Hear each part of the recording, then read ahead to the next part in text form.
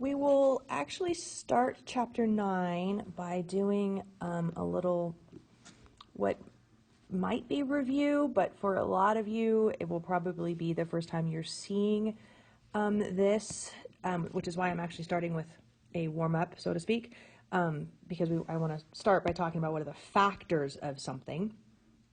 So chapter 9, it's all about right triangles, and in order to deal with right triangles, we have to be able to do math with radicals. A radical is just a square root, okay, but we have to be able to multiply them and divide them, etc. So we're going to spend a few days getting up to speed on that math so that when we get to the triangle part, it's easier on us.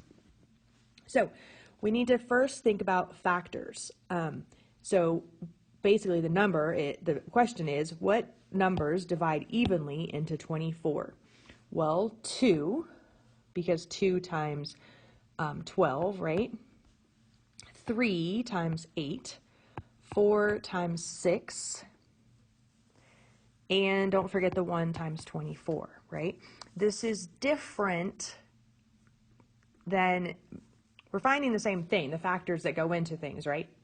But it's different than when we factored quadratics. We're doing something different with this information now.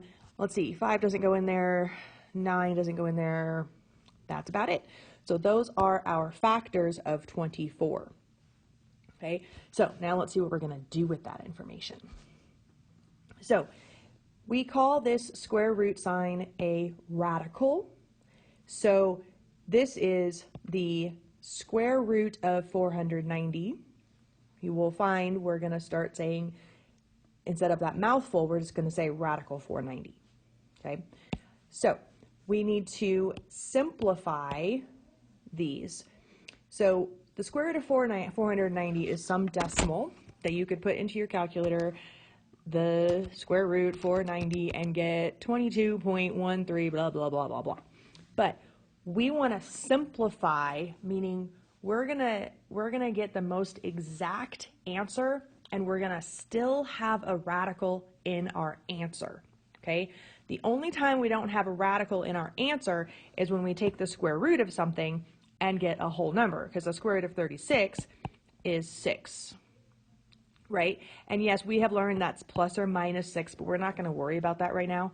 We're just going to say 6, okay? Because that's our answer. We're not moving on to do anything with that information. So how do we figure out what the square root of 490 is when Miss Emig says we can't have decimals, okay? Well, we need to think about what are the factors of 490. So what goes into 490? You might come up with a whole bunch of different things. Like you and your neighbor might disagree on where to start. That's okay. When you get to the end, you should be in the same place. So I look at 490 and I immediately say 49 times 10. Okay? I actually, off the top of my head, can't think of anything else that goes into 490. 5 would go into it, right? So maybe you said 98 and 5. Doesn't matter. In the end, you're going to get to the same place, okay? But I'm going to go with 49 and 10 because I want to show you. Well, actually, I'm going to do both of them because I want to show you something, okay? So we know 49 times 10 is 490, right? Now we need to do what we call a factor tree. So what goes into 49? Well, the only thing that multiplies into 49 is 7 times 7. And then 10 is 2 times 5. When we're doing this, we should not ever end up with 1 and something, because what we're going to end up with is a bunch of prime numbers that the only thing that goes into them is 1 in itself, right? So here we have a whole bunch of prime numbers. Nothing goes into 7, nothing goes into 7, nothing goes into 2, nothing goes into 5. You're going to end up, as we do more and more of these, you're going to end up with lots of 2s and 5s and 3s. Okay, so what you're looking for is, once you have all of your prime numbers in your factor tree, is do you have any pairs of things? Do you have any things that don't have a pair? So notice we have a pair of 7s, right? And then we have a 2 and a 5 that don't have partners.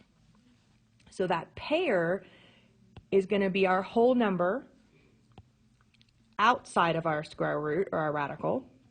And the 2 and the 5, we're going to multiply. So 2 times 5 and put those inside.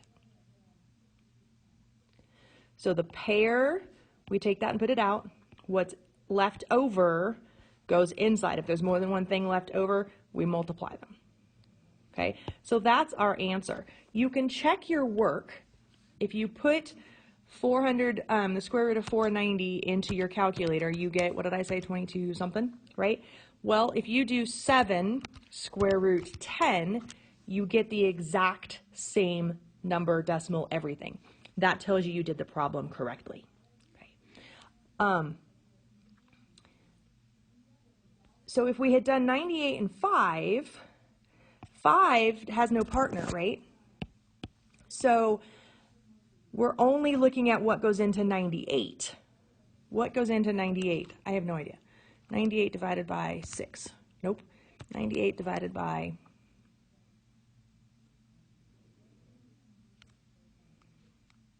7. Yes. So 7 times 14. Okay?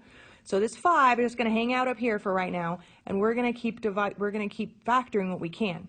So 7 is prime, right? But 14 is 7 times 2. So now we have 7 prime, 2 prime, our 5, and our 7. So now we have a pair of 7s and the 5 and the 2 that we would multiply to go inside. Okay, so that's the 2 different ways we could have done this. Some of the numbers we do will have lots of different ways because you could have started with 4 or 5 different things. Let's do some more. Make sure that you are writing down at least half of these in your notes. So, square root of 54. If you put it in your calculator, I suggest that you always start by putting it in your calculator, just in case. Especially some of the bigger numbers that you might not realize are perfect squares and would give you a whole number. So, that gives us 7.34, etc. So, it means we need to break it down. So, we've got 54. What goes into 54? Isn't that 6 times 9? Yes. So 6 times 9. You might have picked 3 and 18 or something. Okay, it doesn't matter where you start as long as you just keep breaking things down. So 6 is 2 times 3. If you put the multiplication dots there, it's up to you. It doesn't matter. 9 is 3 times 3. Notice we've now got 4 prime numbers. 2 times 3 and 3 times 3. 3 and 3 and 3 and 2. Those are all prime. Can't get broken down any further. And so now we need to see what we've got going on. Well, we've got a pair of 3s over here. So we're going to take that 3 and put it outside.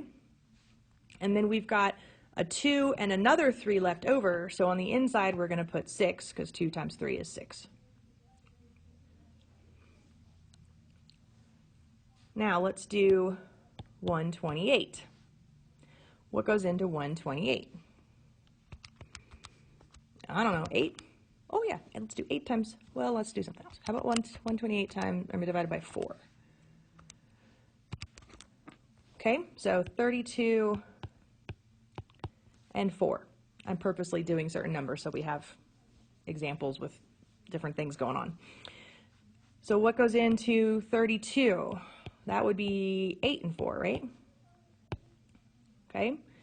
And then what goes into 4? Well, 2 and 2. And then what goes into 8? That would be 2 and 4 would be 2 and 2 again. And then we've got 2 and 2 here.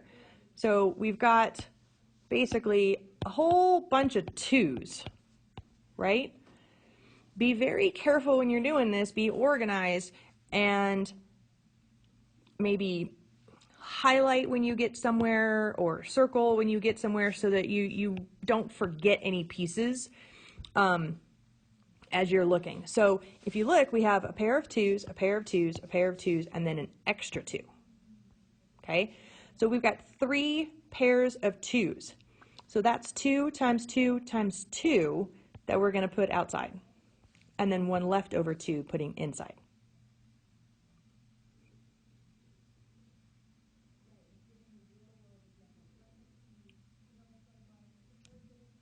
I'm pausing so you can write that down.